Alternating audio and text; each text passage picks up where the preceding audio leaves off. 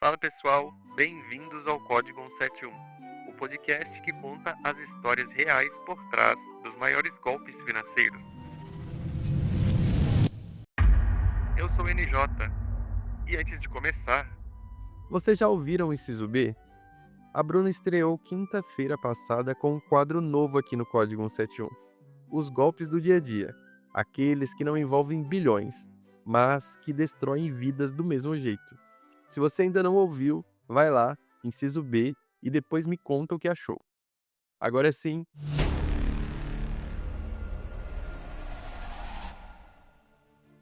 hoje começa uma série especial. Ano de eleição e todo candidato fala a mesma coisa. Vou acabar com a corrupção. Mas e os que vieram antes? O que fizeram de verdade quando chegaram no Planalto? Eu vou contar, presidente por presidente, esquema por esquema, e a gente começa com o primeiro presidente a cair por corrupção na história do Brasil. Fernando Collor de Mello. o caçador de Marajás.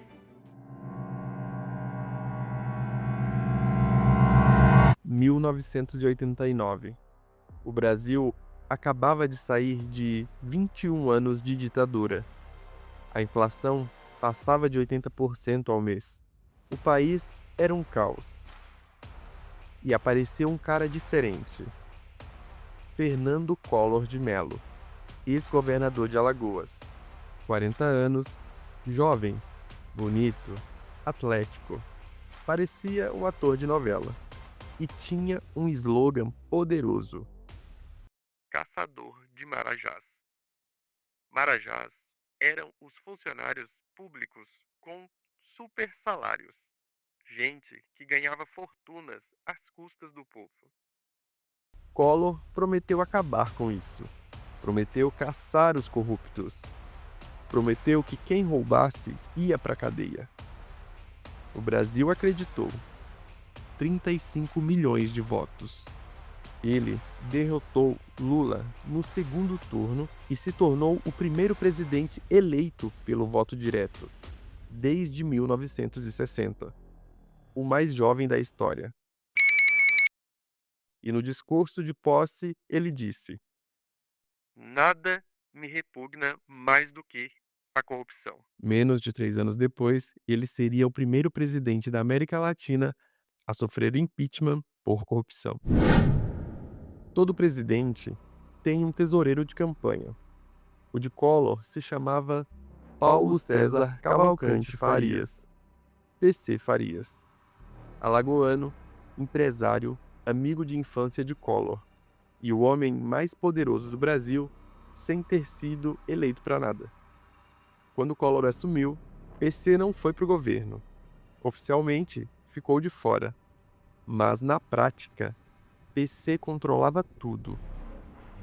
Ministérios, Banco Central, contratos públicos, nomeações.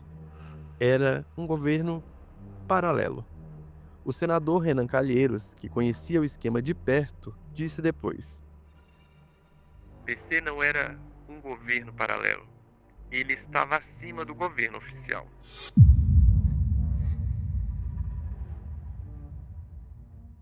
o esquema funcionava assim.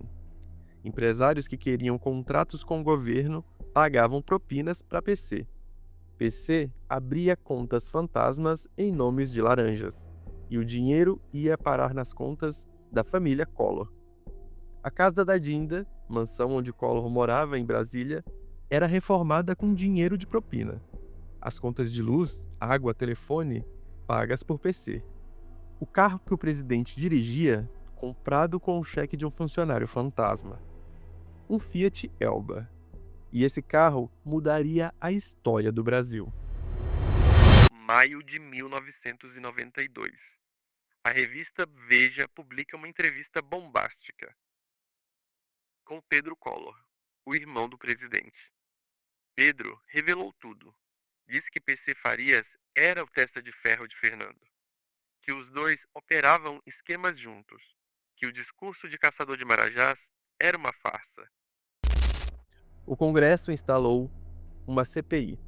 E aí apareceu o personagem mais improvável de toda essa história: Francisco Heriberto França, motorista. Heriberto trabalhava para Ana Ascioli, secretária pessoal de Collor. Ele era um faz-tudo. Carregava dinheiro, pagava contas, buscava encomendas. E guardou tudo na memória. Na CPI, Heriberto contou como funcionava o esquema. Contou que o PC pagava as contas da casa da Dinda. Contou sobre os cheques fantasmas. Um deputado da tropa de choque de Collor tentou desqualificar o motorista. Mas o que derrubou Collor de vez foi o Fiat Elba. O jornalista descobriu que o carro que o presidente dirigia foi pago com um cheque de um funcionário fantasma do esquema PC. Prova documental. A CPI concluiu que Collor recebeu vantagem econômica indevida. Crime de responsabilidade passível de impeachment. E o povo foi pra rua. Milhões de jovens com a cara pintada de verde e amarelo. Os caras pintadas, exigindo a saída do presidente. E em 29 de setembro de 1992, a Câmara votou. 441 votos a favor, 38 contra. Collor foi afastado. E em dezembro, horas antes do julgamento final no Senado, ele renunciou. Tentou preservar os direitos políticos. Não funcionou. Foi condenado, perdeu o mandato e ficou inelegível por 8 anos. O caçador de Marajás caiu.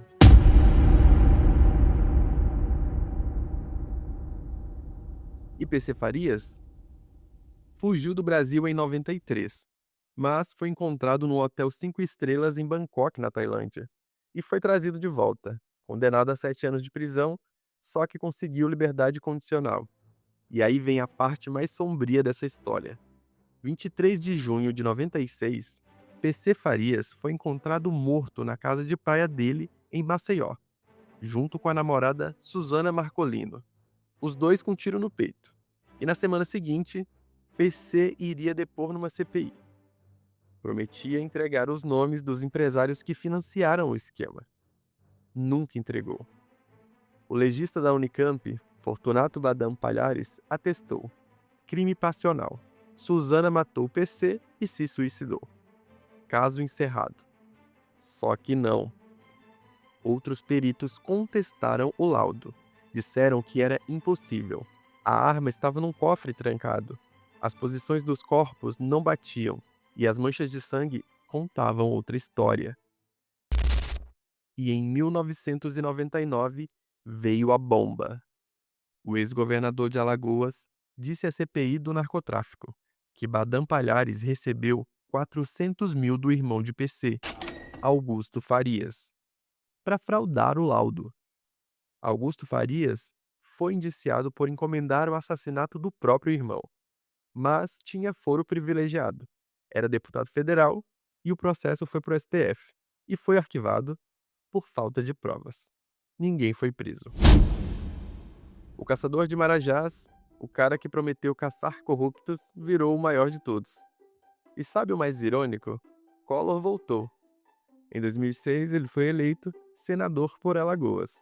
Ficou 12 anos no Senado e em abril de 2025, mais de 30 anos depois do impeachment, foi finalmente preso por corrupção. De novo. Dessa vez, na Lava Jato. 20 milhões em propina. Contratos com a Petrobras. O caçador virou caça. Esse foi o Código 171.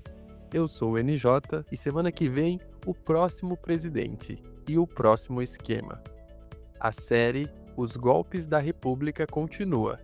E se você gostou, segue a gente aqui no Spotify, deixa 5 estrelas, ajuda demais o podcast a crescer. E se puder, faz um comentário, deixa nem que seja um emoji. Beijão e até a próxima.